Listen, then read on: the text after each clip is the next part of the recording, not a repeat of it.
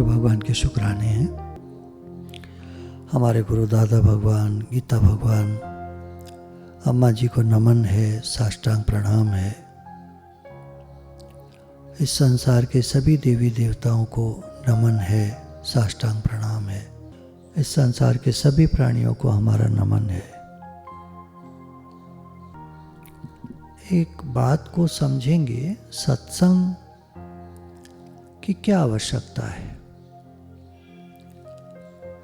सत्संग हमें भगवान से मिलाता है। सत्संग सत्य का संग। साथ में सत्संग हमारी दिनचर्या भी सुधारता है, हमारे व्यवहार को भी सुधारता है, हमें प्रेम करना सिखाता है, हमें भाईचारा, सब जगह ईश्वर रूप है, भलो बुरो नहीं कोई, सब जगत ईश्वर रूप है। ये सत्संग से पता चलता है। भगवान ने गीता में कहा, वासुदेव सर्वम, मैं भगवान सर्वत्र व्याप्त हूँ। तो कह दिया, भगवान ने कह दिया, अर्थात ऐसा ही है। अब हमको नहीं दिखता,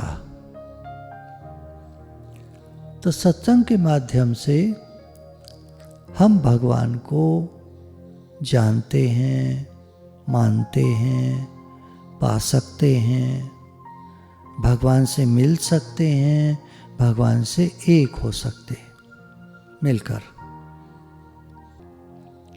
चलिए, हमको भाग्यवश क्या कहें, भगवान की कृपा हुई, सत्संग मिला। बिन हरि कृपा मिले नहीं संता।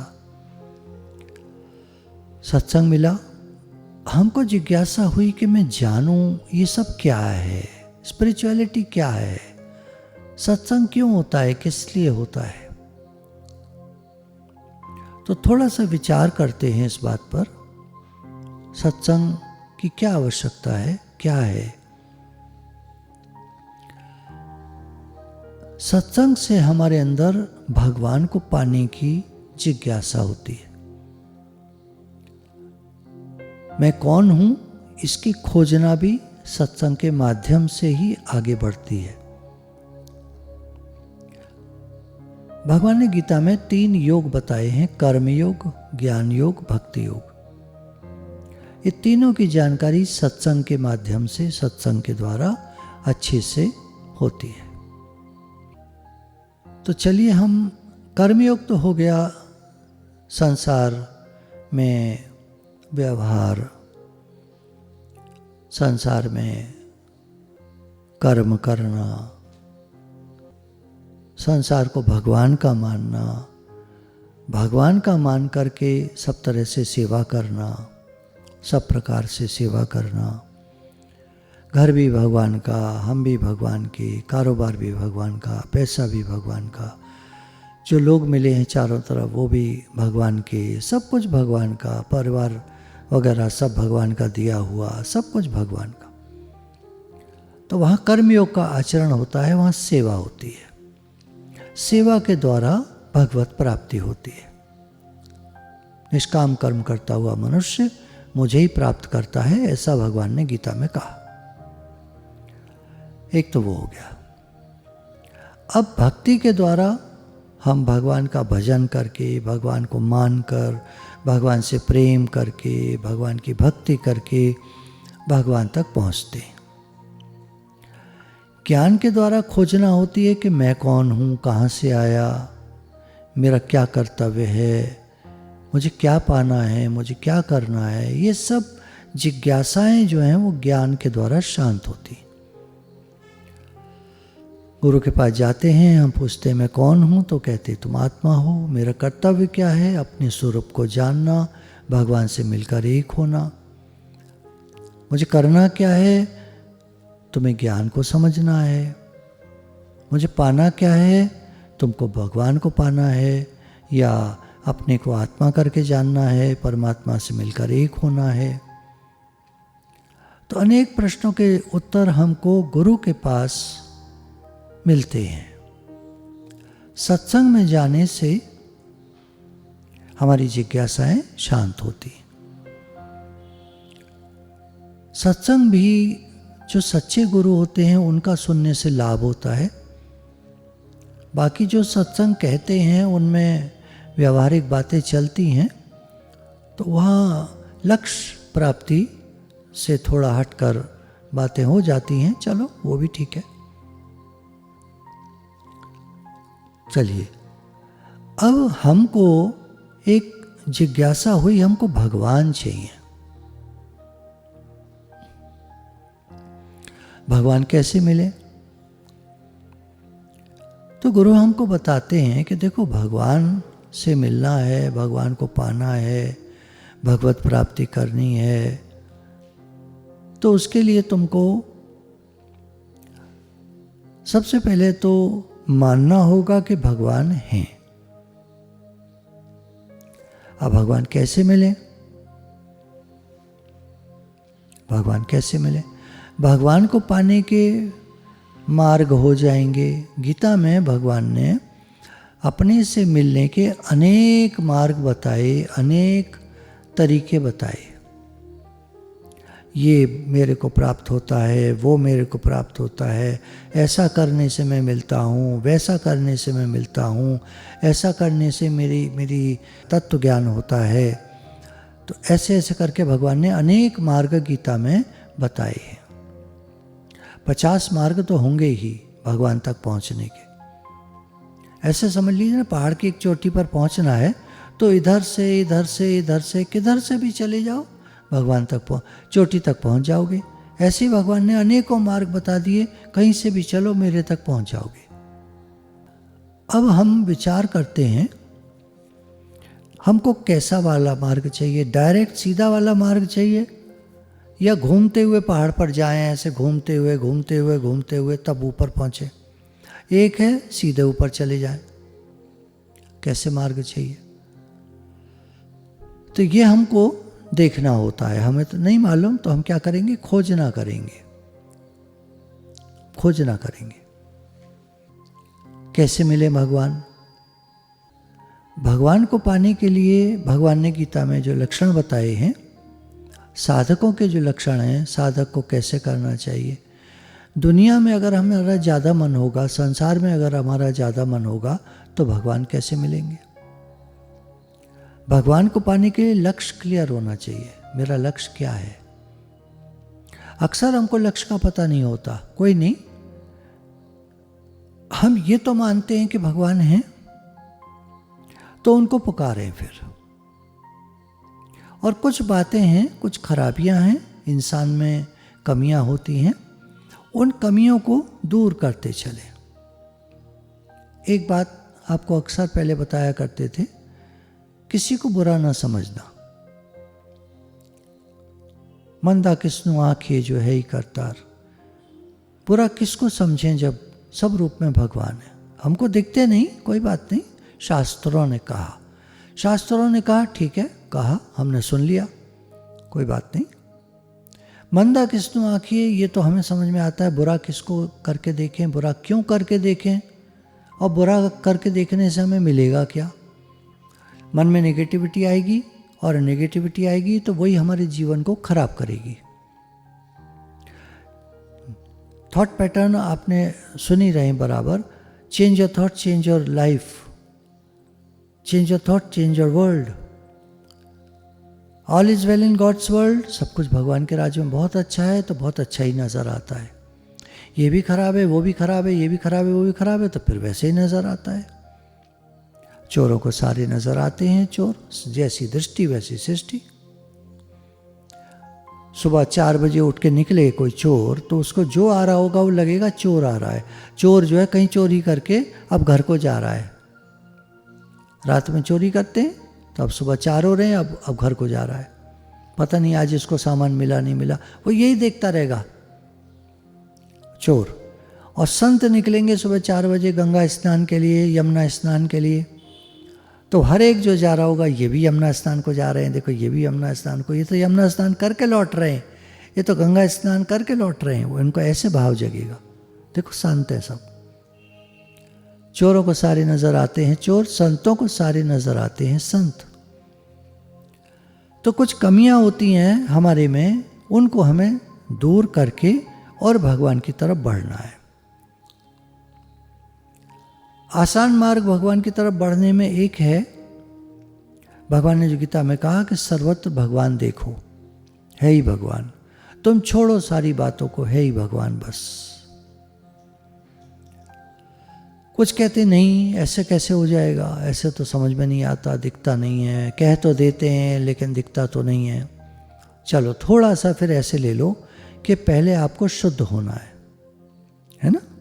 शुद्ध पात्र में ही, देखिए दूध आप रखेंगे तो गंदे बर्तन में तो नहीं रखेंगे।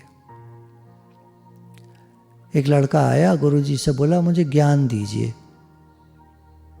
गुरुजी ने कहा भाई अभी तो नहीं मिल सकता। बोले क्यों, अभी क्यों नहीं मिल सकता? बोले बताता हूँ। एक पात्र वो देखो सामने रखा, उठा लाओ। उठा के लाया तो उसमें कुछ गंदगी थी, तो नाक मुंह चढ़ा करके उनके सामने लाया, गुरुजी ये तो गंदा है। बोले इसमें दूध ले आओ जरा 1 लीटर, पैसे देता हूँ। 50 का नोट उन्होंने निकाला, 1 लीटर दूध ले आओ जरा। बोला अरे महाराज जी मैं तो कह रहा हूँ ये बर्तन गंदा है, इसमें और आप कह रहे हैं कि दूध ले आओ। मैं तो ये कहने वाला था क्या मैं माज के ले आऊँ इसको, तो आप कह रहे हैं दूध ले आओ। नहीं तुम ले आओ दूध, कोई बात नहीं। बोला अरे गुरुजी क्या बात कर रहे हैं आप, खराब हो जाएगा दूध सारा, लाना ही बेकार है, फिर आप मंगा क्यों रहे हो मेरे से? बोले तुम्हारे समझ में आया, मैं यही कह रहा हूँ कि अभी मैं तुम में वो पात्रता नहीं देख रहा हूँ। तुमने कहा मुझे ज्ञान चाहिए, पर अभी मैं वो पात्रता नहीं देख रहा। तो पहले तुम अपने अंतःकरण को शुद्ध करो, फिर तुमको ज्ञान मिलेगा। तो बोला कैसे अंतःकरण को शुद्ध करूं? तो देखिए साधकों के लक्षण में अंतःकरण की शुद्धि के जो उपाय हैं, पहला तो आता है श्रवण, सत्संग जाओ और सुनो। सुनने से अपनी कमियां मालूम पड़ेंगी। देखिए हमारे जीवन में क्या क्या होता है, पाप कर्म होते हैं ना, हम लोग पाप कर्म करते हैं, झूठ बोलते हैं, कहीं कहीं बेईमानी कर जाते हैं। मैं आपको एक बड़ा सुंदर उदाहरण देना चाहता हूँ, कैसे सत्संग में आने से हमारे पाप कर्म छूट जाते हैं। अभी कल की बात है, एक कुल्लू मनाली से, मनाली जो अभी नया सत्संग शुरू हुआ है, वहाँ से एक सत्संगी माता जी का फ़ोन आया एक साधक के पास कि मैं आपको एक अनुभव बताना चाहती हूँ अपना, और ये हम सब के सुनने लायक है। तो बोली ऐसा हुआ, मैं मार्केट के लिए जा रही थी, घर से निकली बाज़ार के लिए जा रही थी, तो बाज़ार में थोड़ा सा पहुंची थी कि एक साइड में, रास्ते के साइड में एक कुछ डब्बा सा पड़ा था, वहाँ पास में ही ढक रहा था वो थोड़ा सा, फ़ोन किसी का निकल के गिर गया था। होता है ना कोई गत्ता सा पड़ा होता है, उसके नीचे थोड़ा छुप गया। तो मुझे नज़र आ गया कि यहाँ फ़ोन है। मैंने उसको निकाला तो एप्पल का आईफोन था, महंगा वाला। इतनी तो समझ सबको होती है, फ़ोन देखे होते हैं सब ने। तो कहती है मैं समझ गई, थोड़ा महंगा फ़ोन है, अच्छा फ़ोन है। तो मेरे मन में आया मैं इसे रख लूँ, लेकिन मैं सत्संग सुन रही हूँ थोड़े टाइम से, और गुरुजी ने मेरी हेल्प की है। मैं समझती हूँ कि किसी की हेल्प करना क्या होता है, जब ज़रूरत होती है तो हेल्प करना कैसा लगता है, क्या लगता है, क्या होता है। तो मैंने एकदम मन को अपने कहा, पुराने मन हट, अब मेरा मन नहीं है, गुरुजी ने क्या बताया है, जिसकी चीज़ है मुझे उसी को देनी है। बोला मैंने अपने बैग में रखा फ़ोन को, कोई देख लेगा तो सोचे ना, पूछ कहे ना कि भाई हमारा फ़ोन है। वो कुछ भी मन में आता है ना, मन है, मन में तो बातें आती हैं। तो उन्होंने बैग में रख लिया और देखने लगी कि कोई फ़ोन ढूंढ रहा हो तो मैं उसके पास जाके उससे पूछूं भाई क्या खो गया आपका। तो बोला मैं काफ़ी मार्केट में टहलती रही, इधर उधर देखती रही कि कहाँ वो मिले व्यक्ति। मुझे परेशानी होने लगी कि वो व्यक्ति मिले और मैं उसको फ़ोन दूँ। इतने में घंटी बजती है फ़ोन के अंदर, बैग में से मैंने निकाला और सुना तो वो व्यक्ति बोल रहा था जिसका फ़ोन गिर गया था। उसने बहुत गिड़गिड़ाती हुई टोन में कहा कि मेरा फ़ोन प्लीज़ मुझे वापस दे दीजिए, मुझे मेरा उसमें ज़रूरी चीज़ें हैं और आप प्लीज़ जहाँ हैं वहीं खड़े रहिए, मैं वहाँ आ जाऊँगा। तो उन्होंने बताया मैं तो यहाँ हूँ। तो उसने कहा मैं तो थोड़ा आगे पहुँच गया हूँ, पर कोई नहीं, मैं लौटता हूँ, आप थोड़ा थोड़ा आगे चलिए। पहचान उन्होंने आपस में जो भी कहा होगा कि मैं ऐसे करूँगा वैसे करूँगा, तो ये थोड़ा आगे चलती गई और वो उधर से जैसे होता है ना कोई एक आदमी हाफता हुआ परेशान सा आता है और उसको जब फ़ोन मिलता है तो कहता है मैं आपको बता नहीं सकता मेरे इसमें कितनी काम की चीज़ें थी। मुझे मालूम है मेरी आवाज़ दूर तक जा रही है और इस समय कम से कम 1000-1500 लोग मेरी बात को सुन रहे हैं। कृपया ध्यान देंगे, कभी भी आपको किसी की कोई भी चीज़ मिले उसमें कैसे ना कैसे एड्रेस होगा, और अगर फ़ोन कुछ लोग लॉक कर देते हैं, खुलता नहीं है, तो वेट कर सकते हैं अपने पास रख कर कि घंटी बजेगी उसमें और कॉल आएगा। जिसका कॉल है उसका कॉल आएगा। रिंगर ऑफ भी है तो लाइट जलेगी, कुछ ना कुछ तो होगा। उस समय आप उसके कॉल को उठा सकते हैं। किसी और का कॉल है तो आप उनको बोल सकते हैं कि भैया ये फ़ोन जिनका है उनका गिर गया है, हमको मिल गया है, आप उनसे बोलो कि फ़ोन हमारे पास है, और वो फ़ोन पर घंटी मारे तो हम उसको बता देते हैं कौन सी जगह है। कुछ भी करके उसको वापस करना है। आप सोचते हम अपने घर को नहीं दिखाना चाहते किसी को, तो घर के बाहर बता दीजिए जो जगह आपको मालूम है कि घर से जरा सा आगे निकलकर फलानी दुकान है, उस दुकान का नाम बता दीजिए कि आप उस दुकान पे आ जाओ, जैसे आप घंटी मारोगे हम आ गए, हम पहुंच करके आपको दे देंगे। तो आपका वो घर भी नहीं देखेगा। मतलब हर तरह की बात होती है ना, तो आप उसको किसी तरह उसकी चीज़ दे दें, ये बहुत ईमानदारी और बहुत अच्छी बात है। एक अच्छा इंसान बनने में देर नहीं लगती। साधक एक नेक, अच्छा और सच्चा इंसान होता है। भगवान का पाना कोई मुश्किल काम नहीं है, हमको ईमानदार बनना चाहिए। हमारी कमी है अगर हम कहते हैं भगवान नहीं मिलते, नहीं दिखते, बड़ा मुश्किल है, बड़ा मुश्किल है, इसका मतलब हमारी कमी है। हम अपने पाप कर्मों से हटना नहीं चाहते। जो भी छल कपट बेईमानी 420 मन में है उसको हम छोड़ना नहीं चाहते।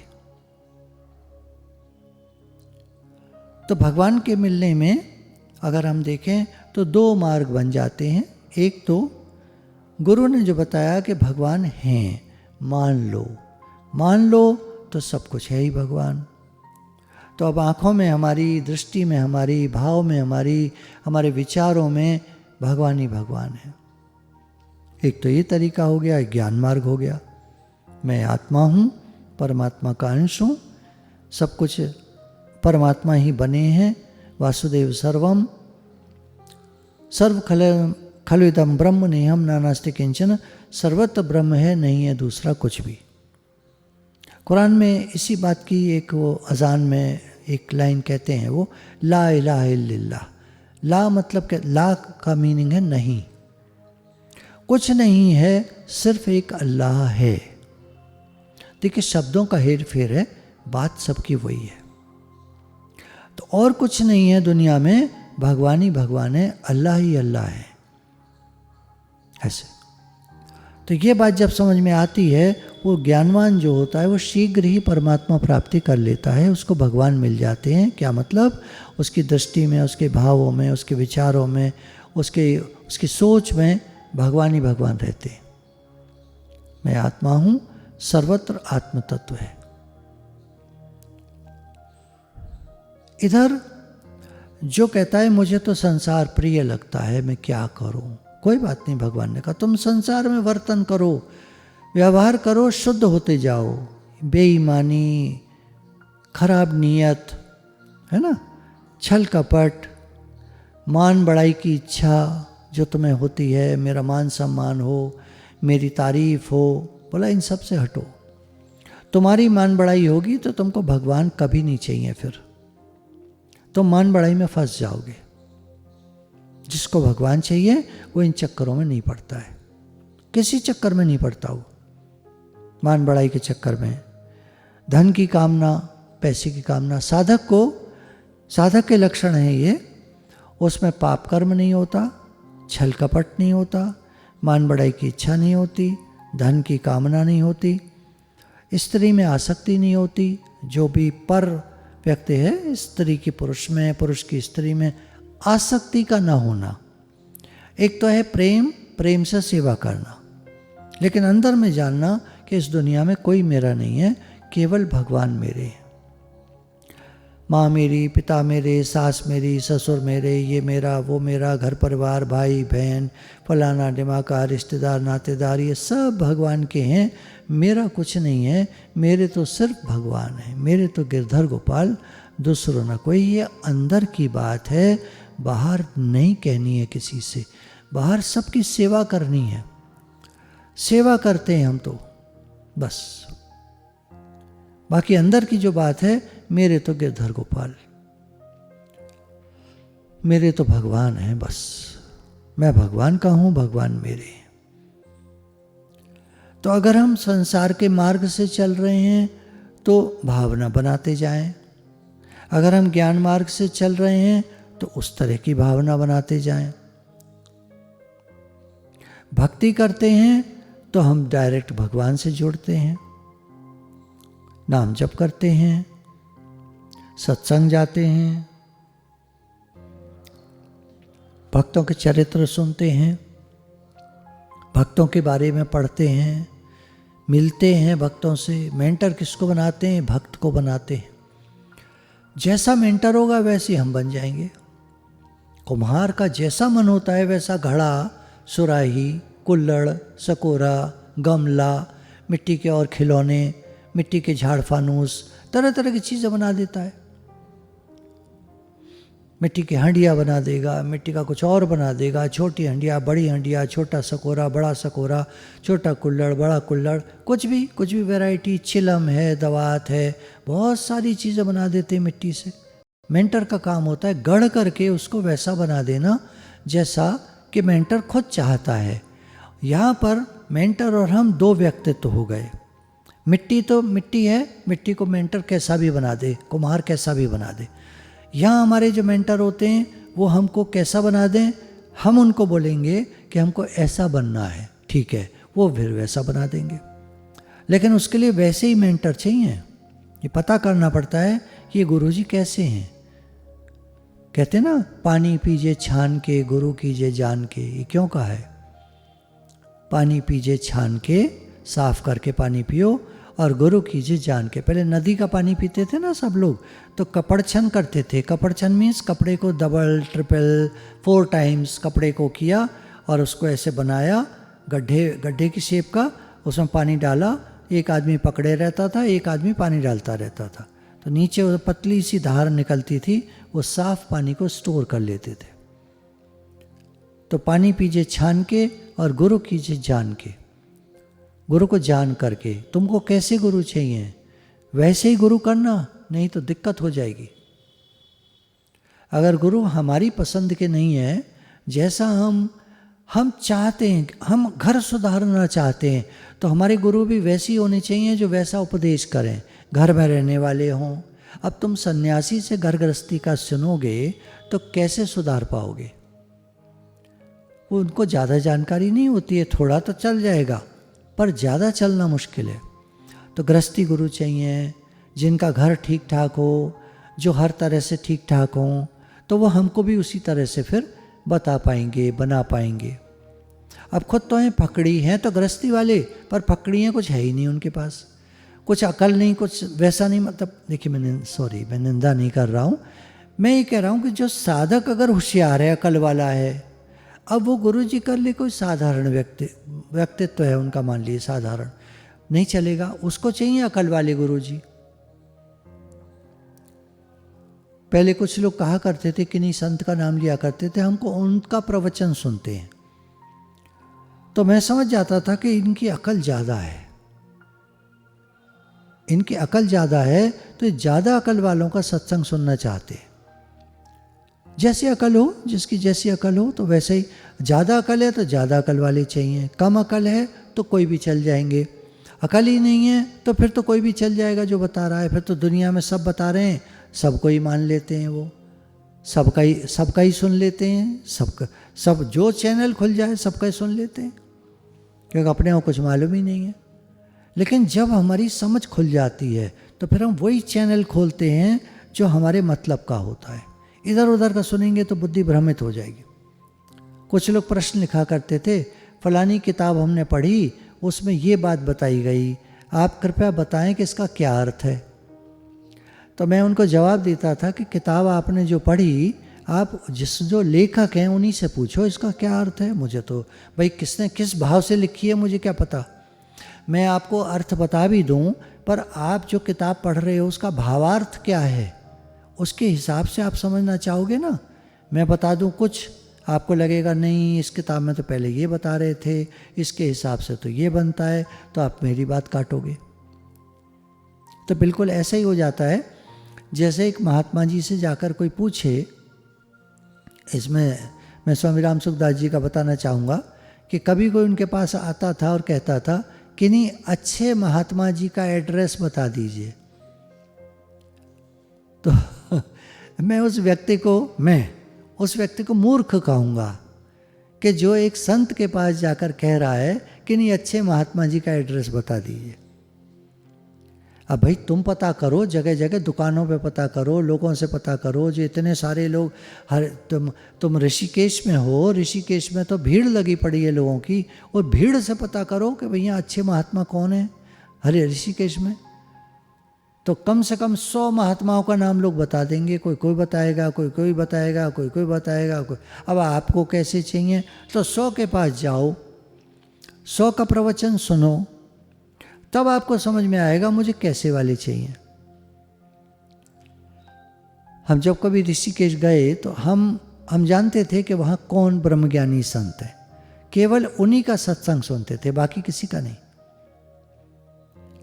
तो ऐसे करके जानकारी होनी चाहिए। अब यहाँ क्या है, हमारे गुरु हमको जो मिले, हमको तो ये था गृहस्थी में रहकर हमको भगवान मिले, तो हमने वैसे गुरु ढूंढने की कोशिश की, भगवान की कृपा हुई और वैसे गुरु मिल गए। अम्मा जी को ये था कि रोज का सत्संग मिले, उनका ये भाव था। भगवान ने कृपा ये करी कि गृहस्थी हैं, इनका गृहस्थ बिगड़ जाएगा क्योंकि बहुत भावुक हो रही हैं, तो गृहस्थी संत मिला दिए। तो गृहस्थी में रहकर, घर में रहकर भगवान का ज्ञान प्राप्त करो, घर में रहकर भगवान को प्राप्त करो। कुछ लोग कहते हैं सन्यास लिए बिना ज्ञान नहीं होगा। एक बात पूछो उनसे, भगवान क्या सन्यास में रहते हैं? गीता में तो भगवान ने सन्यास के लिए मना कर दिया है। अग्नि को छोड़कर जाने वाला मैं सन्यासी नहीं मानता। बात खत्म कर दी भगवान ने। तो क्या सन्यास में ज्ञान होता है का क्या मतलब है? क्या भगवान गृहस्थी में नहीं होते, केवल सन्यास में रहते हैं? तभी तो वहाँ ज्ञान होगा, यहाँ नहीं होगा। अगर यहाँ भी भगवान रहते हैं गृहस्थी में भी, तो गृहस्थ में भी ज्ञान हो जाएगा। राजा जनक परम ज्ञानी माने गए हैं। सन्यासी लोग राजा जनक के चरित्र को पढ़ते हैं। बताओ तुम सन्यासी होकर गृहस्थी के चरित्र को काहे को पढ़ते हो? सन्यासी लोग मीराबाई के पद गाते हैं। मीराबाई तो गृहस्थी थी, उन्होंने तो आखिर तक सन्यास नहीं लिया, वो तो भगवान में समा गई। तो ये बात है, ज्ञान तो कहीं भी हो सकता है, हमें जिज्ञासा होनी चाहिए, हमको शौक होना चाहिए, हमको लगन होनी चाहिए, हमको भगवान से प्रेम होना चाहिए, हमको भगवान को पाने की इच्छा होनी चाहिए। कमी हमारी है जो भी है, देने वाले ने कहीं कोई कमी नहीं की। हम नाम न कमाएं तो वो क्या करे? देने वाले ने कुछ कसर न रखी, मेरी झोली छोटी पड़ गई तो वो क्या करे?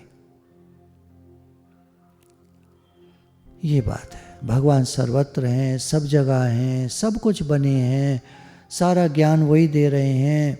गुरु रूप में भी आते हैं, हमको ज्ञान देते हैं, सत्संग देते हैं। ये सब भगवान ही तो कर रहे हैं, और कौन कर रहा है? दुनिया के मालिक हैं वो। भगवान की मर्जी के बिना एक पत्ता भी नहीं हिलता, ऐसी कहावत है। अब कमियां हमारे अंदर हों तो अब इसमें क्या किया जाए? भगवान क्यों नहीं मिलते सबको? अगर सर्वत्र हैं, सब में हैं, तो सबको मिलने चाहिए। बोला कुछ कमियां आ जाती हैं, पर्दा आ जाता है आंखों के आगे। ये द्वि का पर्दा कहते हैं इसको, द्वैत का पर्दा। दूसरा दूसरा दूसरा दूसरा देखने से ही आदमी पाप कर्म करता है। आप बताइए, अपने साथ कोई पाप करता है क्या? अपना कोई बुरा करता है क्या? अपने साथ छल कपट बेईमानी करते हैं क्या? कब हम ही दूसरे के साथ करते हैं। दूसरा देखकर तो द्वैत, द्वैत ही पर्दा है। भगवान से मिलने में द्वैत ही पर्दा है। भगवान तो हैं हाजरा हजूर, हमको नहीं दिखते, आँखों के आगे पर्दा आ गया है। सूर्य तो है ही है। जब कहीं जहाँ कहीं बादल आ जाते हैं तो लोग कहते हैं बादलों ने सूरज को ढक लिया। बादलों ने नहीं ढका सूरज को, हमारी आँख को ढक दिया। सूर्य तो इतना विराट है, इतना बड़ा है, धरती से 12 गुना बड़ा है। 12 गुना बड़ा समझ लीजिए, कितना बड़ा होगा। उसको बादल का टुकड़ा कैसे ढक लेगा? तो बादल हमारे पास होने से हमारी आँखें, हमारे ऊपर बादल आ जाने से हमारा आँखें ढक जाती हैं, तो हमको सूर्य नहीं दिखता। सूर्य तो है ही है। इसी तरह गुरु ने बताया भगवान तो है ही हैं, हमको क्यों नहीं दिखते? माया का पर्दा आ जाता है। माया का पर्दा क्या है? इसमें द्वैत है। द्वैत के कारण पाप कर्म, छल कपट, मान बढ़ाई की इच्छा, धन की कामना, स्त्री में आसक्ति, पर निंदा, दूसरों की निंदा करना, दूसरों की चर्चा करना, पर चर्चा की आदत, दूसरों की चर्चा करने की आदत, गर्व तथा पाखंड आदि, अहंकार करना। जैसे मान लीजिए हमने किसी से कहा जरा ये चीज़ दे दो। अब 2 तरीके बनते हैं, दे तो दिया भी, एक तो ये बनती है, एक है अब वैसे दे दी है, क्या दोबारा दे दें? बोलने का तरीका होता है। ऐसे गर्व होता है ना अंदर में, अहंकार। अहंकार जो होता है ये भाषा को भी खराब कर देता है। बोली मीठी नहीं रहती, कटु हो जाती है, तीखी हो जाती है, कड़वी हो जाती है।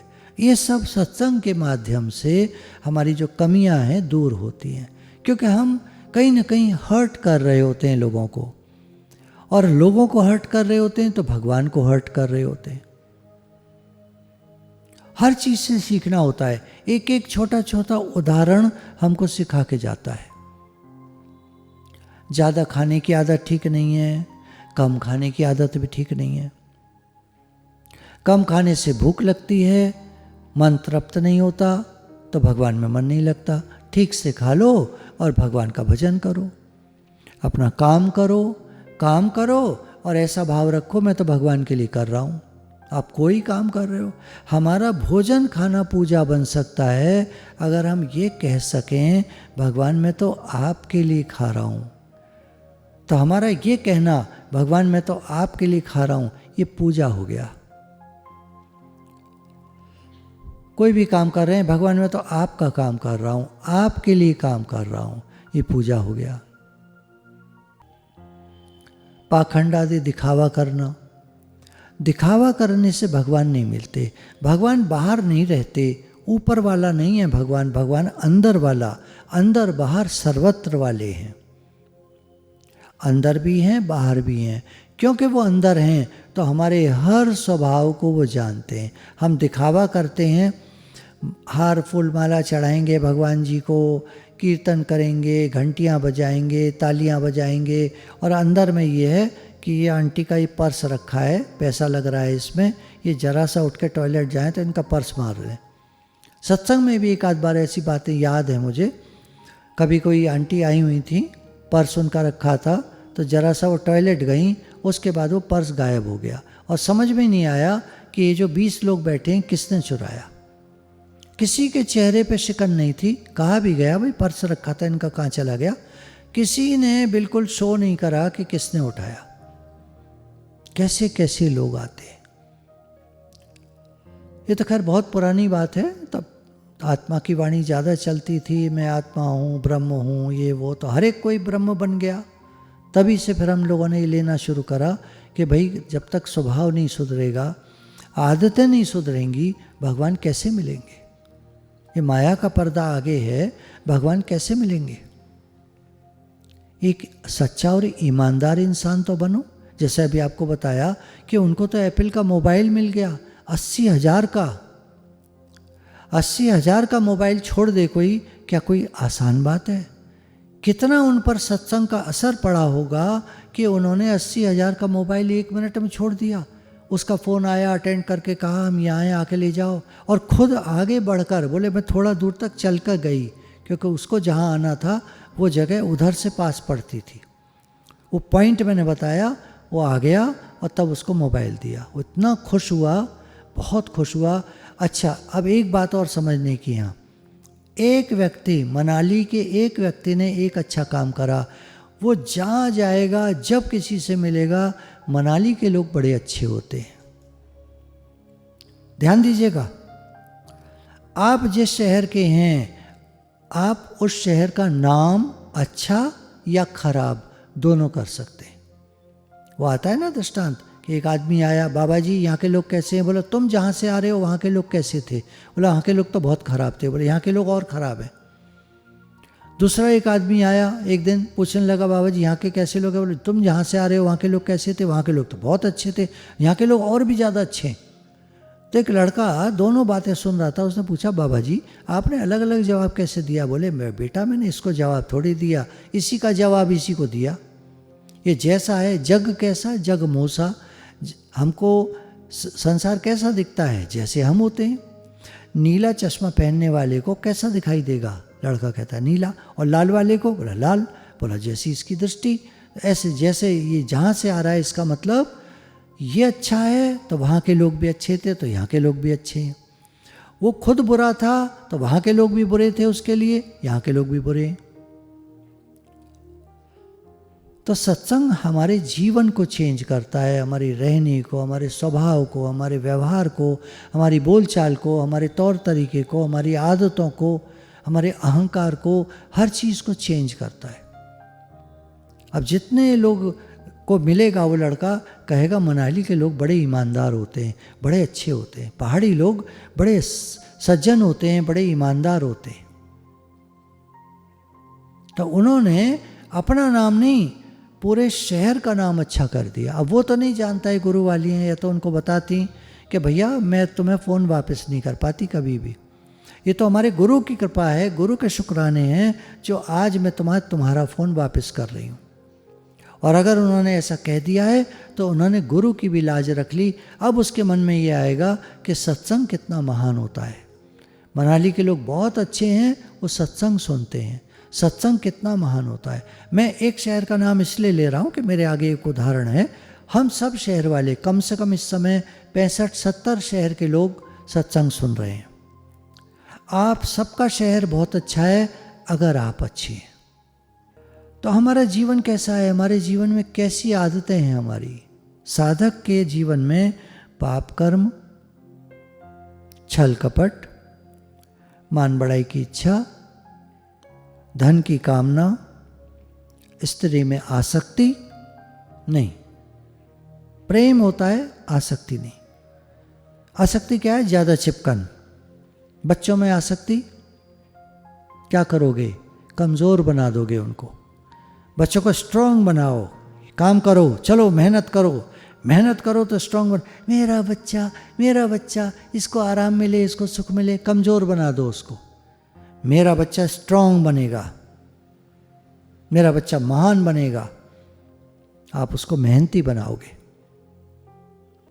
पर निंदा और पर चर्चा की आदत साधक में नहीं होती। दूसरे की निंदा करना, दूसरे की बात करना साधक में नहीं होती। गर्व तथा पाखंड आदि अहंकार नहीं होता, दिखावा नहीं होता। अहंकार क्या है? मैं अहंकार है। आप आए हैं, ये प्रेम है।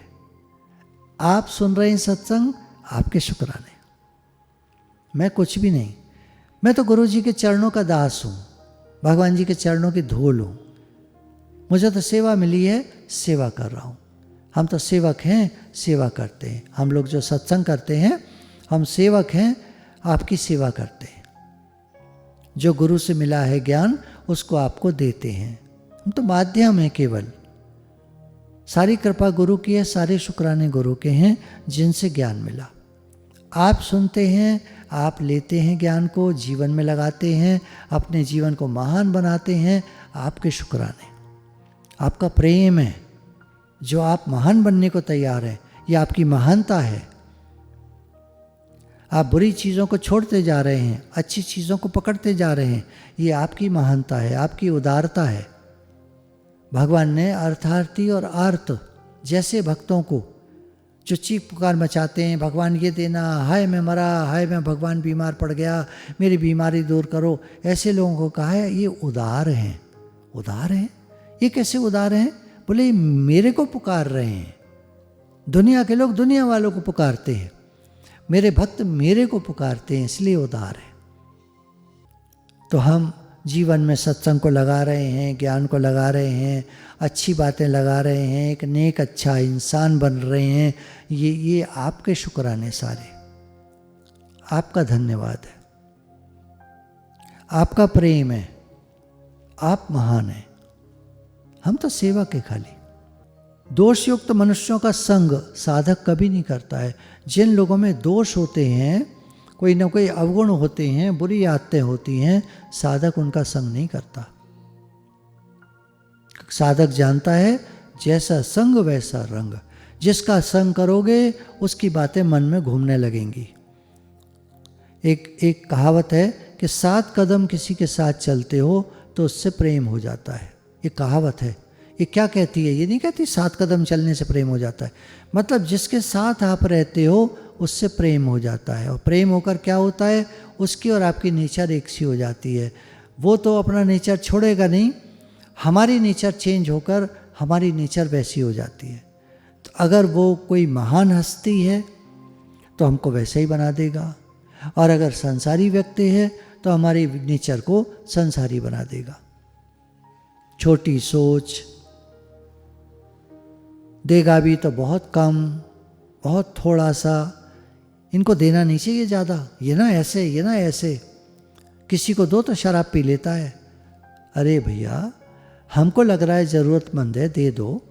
शराब पिएगा तो वो जानेगा, उसका काम जानेगा भाई, वो जाने उसका काम जाने। हमने तो अच्छी भावना से दिया, हमारी भावना अच्छी है, हमारे अंदर दोष नहीं है और सामने वाले में भी दोष नहीं है। हमारी भावना अच्छी है तो ज़रूर वो अच्छे से यूज़ करेगा। किसी बच्चे को दिया, एक दृष्टांत आता ना, एक कबाड़ी वाले को एक आदमी ने एक बार कहा कि भैया हमारा बच्चा जो है वो 6th पास कर गया है, तो क्लास 6th की किताबें हम ये सब दे रहे हैं, पर हम ये बेचेंगे नहीं क्योंकि विद्या बेचनी नहीं चाहिए। तो आप इसको ले जाओ बेटा, और कोई वैसा हो लड़का आपको मिले पढ़ने वाला जो कक्षा 6 की किताबें चाहता हो, तो उसको आप ये दे देना। भले उससे कुछ पैसे ले लेना, वो आप जानो, आपका काम जानो, हम नहीं बेचेंगे, आप उसको दे देना। तो वो कबाड़ी क्या कहता है, साहब मैं कक्षा 5 पढ़ा हुआ हूँ, बस 6ठी पढ़ने का मेरा मन में आती थी कभी कभी, पर मैंने ध्यान नहीं दिया। आज आपने किताबें दी हैं तो अब मैं फिर से पढ़ूंगा। वो कबाड़ी किताबें ले गया और वो पढ़ने लगा। कहते हैं वो कबाड़ी इस समय करोड़पति हो गया है।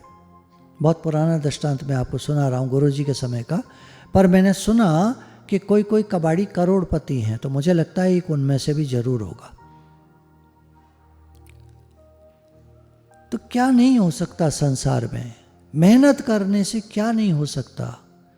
मेहनत चाहिए, जी तोड़ मेहनत चाहिए। साधक जो होते हैं, भक्त जो होते हैं, बहुत मेहनत करते हैं। पड़े पड़े भगवान नहीं मिल जाते, रजाई में सोने से भगवान नहीं मिल जाते। अब आप कहोगे रजाई में न सोएं क्या? देखो, शब्दों पे मत जाना, भाव पकड़ना। कहीं तो भाव कैच करना पड़ता है, कहीं शब्द पकड़ने पड़ते हैं। अब ये हमारी समझ होनी चाहिए कहाँ हमको क्या पकड़ना है। तो भक्त रजाई में नहीं सोता, काहे में सोता है? रजाई में ही सोता है। भाव कैच करना है, पड़ा नहीं रहता रजाई में ओढ़ करके, मुंह अपना तान करके।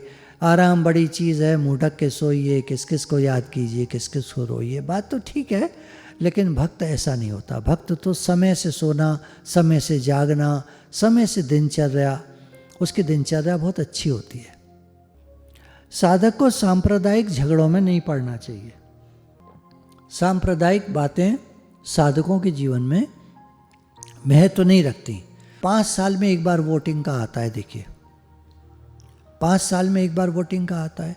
आप गए, आपने कमल के फूल पर निशान लगाया, उदाहरण ले रहा हूँ, कमल के फूल पर निशान लगाया आपने, आप चले आए, बस 5 साल में ये इतना सही उसका काम होता है। वहाँ खड़े होकर चुनाव के बूथ पर, हाँ भाई कैसा चल रहा है, कैसा चल रहा है, आप उसके वाले हैं, अच्छा कैसा चल रहा है, ये सब नहीं होता।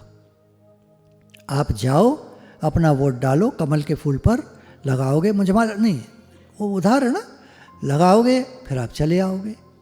इसमें क्या सोचना है? तो रुकोगे नहीं आप वहाँ, बातें नहीं करोगे किसी से, क्या करना बातों का, जो काम करना है तो करना है, बस ऐसे होता है। तो सांप्रदायिक झगड़ों में नहीं पड़ता वो, निरंतर जप पाठ ध्यान में समय बिताता है। अपना ज़्यादातर समय देखिए जप करना, आप काम करते रहिए घर में, किचन में, आप ऑफिस में हैं, आप नौकरी पर हैं, व्यापार में हैं, जब जब आपका ध्यान आए नाम जप कर लीजिए, बीच बीच में सांस पर नाम ले लीजिए भगवान का, बीच बीच में समय निकाल लीजिए 1 मिनट का, क्योंकि ऑफिस में होते हैं, वर्क प्लेस पर होते हैं, तो 1 मिनट में 4 तो नहीं 5 सांसें लेनी पड़ेंगी, या हो सकता है 6 भी लेनी पड़े। तो आपने 6 बार नाम ले लिया भगवान का, हो सकता है 7-8 भी लेनी पड़े, क्योंकि सांसें वहाँ तेज चल रही होती हैं। घर में जहाँ पर रिलैक्स मोड में होते हैं, लेट करके सांस खींचते हैं, तो 1 मिनट में 4 सांसों का जो एवरेज आता है वो अच्छा माना गया है। कोई लोग 3 भी कर लेते हैं, 1 मिनट में 3 सांस। तो ये अपना अपना एवरेज है, कोई कंपैरिजन नहीं है, कोई कंपटीशन नहीं है। आपको जितना आराम से हो जाए, 6 सांस ले ली आपने, 6 नाम ले लिए भगवान के, 6 बार नाम ले लिया, सांस सांस सिमरो गोविंद। तो वो अपना समय जब पाठ और ध्यान में बिताता है। जब जब समय मिले 2 मिनट का ध्यान कर लीजिए, 10 मिनट का ध्यान कर लीजिए। साधक एकांत स्थान में रहने का अभ्यास करता है, थोड़ा समय निकालता है अपने लिए एकांत में रहने का। ज़्यादा बात नहीं करना, ज़्यादा लोगों से बोलना नहीं, ज़्यादा लोगों से मिलना नहीं, कम करता है, कम। अब देखिए कुछ लोग हैं, या तो बिल्कुल नहीं मिलूँगा या फिर बिल्कुल फैल जाएंगे, ये बड़ी दिक्कत है। आदमी में ये बड़ी समस्या है, या तो बिल्कुल फंस जाऊँगा संसार में, या फिर बिल्कुल छोड़ दूँगा, मैं नहीं करता, मैं छोड़ के जा रहा हूँ, छोड़ के जा रहा हूँ एटीट्यूड हम सभी के मन में कभी ना कभी जीवन में आया होगा। इससे तो छोड़ के चले जाएं, हम घर छोड़ के चले जाएं, सब छोड़ के चले जाएं, ये आ जाता है कभी कभी मन में। छोड़ के चले जाएं या चिपक जाएं। साधक न तो छोड़ता है न चिपकता है, मध्यम मार्ग। एक कहावत है, ज्ञानी का तो मध्यम मार्ग। मध्यम मार्ग होता है ठीक से काम करो और जितना समय मिले भगवान में लगाओ, काम भी ठीक ठीक और भगवान का नाम भी। ध्यान है, भजन है, पठन पाठन है, स्वाध्याय है, पढ़ना है, कैसे भी कह लो, सब चीज़ है। सत्संग के लिए समय 1 घंटे का ट्रैक है, आधे घंटे का ट्रैक है, सुनना है तो सुनना है, लगा लो, सुनते रहो, काम करते रहो। माताजियों को तो इतना आसान होता है, किचन में बजा लेती हैं और काम करती रहती हैं। कुछ माताजी तो बताती हैं हम सत्संग अक्सर ही सुनते रहते, दिन में 1 बार 2 बार 3 बार, जैसा जैसा मौका लगता है हम सुन लेते हैं। अलग से तो सुनते ही हैं, गूगल मीट सुनते ही हैं, किचन में भी लगा लेते, कोई नहीं होता तो किचन में बजा लेते। 3 बातों का ध्यान रखना चाहिए, नम्रता, आत्मचिंतन और तन मन धन से यथासंभव सेवा। नम्रता, सॉफ्टनेस, बोली में जितनी हो सके, व्यवहार में जितना हो सके, नम्रता जितना हो सके। अपनी सामर्थ्य होती है, अब कहीं कहीं आदमी कड़वा भी बोल जाता है, थोड़ा झगड़ा भी कर जाता है, डांट भी देता है, नेचर होता है, कोई बात नहीं।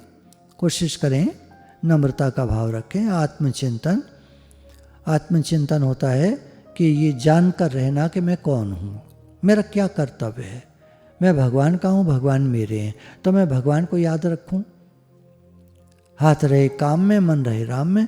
भगवान को याद रखो और काम करते रहो। और सेवा, तन मन धन से यथा संभव गुरु की भी सेवा और संसार की भी सेवा।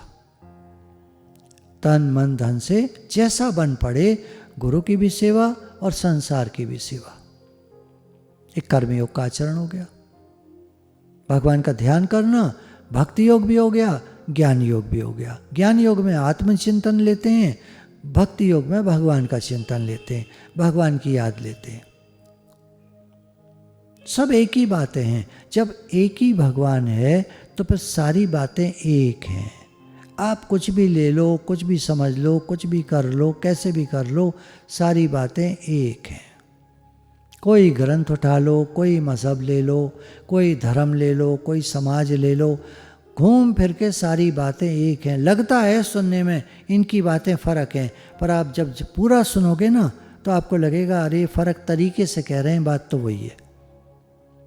तरीका फ़र्क है कहने का, शब्द फ़र्क है, सब एक ही बात है। कहीं कहते हैं प्योर वाइब्रेशंस होने चाहिए। प्योर वाइब्रेशन कहाँ से आएंगे भैया? भगवान के नाम में प्योर वाइब्रेशंस होते हैं। भगवान is the purest, pure consciousness. भगवान प्योर हैं एकदम, तो उनके वाइब्रेशंस भी प्योर हैं। भगवान का नाम लेंगे तो प्योर वाइब्रेशंस निकलेंगे। कहाँ से लाओगे प्योर वाइब्रेशन? नहीं, किसी के प्रति खराब भाव मत रखो, उसको प्योर वाइब्रेशन भेजो। मतलब ये भी तो भगवान का रूप है। या मुझे भगवान से जो एनर्जी मिल रही है, कॉन्शियसनेस जो है वो भगवान ही है, तो मुझे जो भगवान से शक्ति मिल रही है, मैं इसको भी उसी भाव से देखूं, उसको भी वही एनर्जी पास करूं। ये वाइब्रेशन, प्योर वाइब्रेशन पास करना हो गया। कहने का तरीका फर्क है सबका, बात सबकी एक ही है। कुछ भी ले लो, कोई धर्म मजहब ले लो। मैंने तो बहुत स्टडी किया है और बहुत घूमा हूँ, संतों में भी घूमा हूँ, लोगों में भी रहा हूँ, बहुत अनुभव किया है, बहुत सारे लोगों से मिला हूँ। सबका एक ही निचोड़ निकला बार बार, हमारे गुरु बेस्ट हैं। ये भी कहने में आ रहा है, वरना तो एक ही गुरु होते हैं। सब गुरु एक ही होते हैं और एक ही भगवान होते हैं। पर बताने के लिए हमारे गुरु मुझे लगा कि बेस्ट हैं। हर तरह का ज्ञान उन्होंने दिया, हर तरह का ज्ञान दिया, हर तरह की समझ दी। और सारे ज्ञान जब भी कहीं भी सुनो तो लगता है यही बात हमारे गुरु बताते हैं। इन्होंने बहुत अच्छा बताया होगा, हमारे गुरु ने पहले ही बता रखा है, हमारे गुरु ने पहले ही बता रखा है। ये कहानी नहीं बताई चलो, पर उस कहानी का जो थीम है वो क्या है, जो उसका एसेंस है, जो उसका सार है वो क्या है, वो तो वही है जो गुरु ने बता रखा है। सार बात तो गुरु ने बता रखी है। अब कहानी कोई सी सुनो तुम, किसी के मुख से कोई, किसी के मुख से कोई, 100 कहानियाँ सुन लो अलग अलग, सार जो निकल के आएगा वो गुरु ने पहले ही बता रखा है। तो अगर कोई आपको प्रश्न मन में आ रहा है तो वो डाल सकते हैं। बाकी मेरी तरफ से मैंने पूरा प्रयास किया है बात को कहने का। जो गलतियाँ थीं वो मेरी थीं, और जो अच्छी बातें आपने सुनी लगी होंगी वो सब गुरु ने बताई हैं, सब गुरु की हैं, भगवान की हैं। और जो भी गलतियां हैं वो सब मेरी हैं। मैं आपसे क्षमा चाहता हूँ गलतियों के लिए। गुरु भगवान के शुक्राने हैं।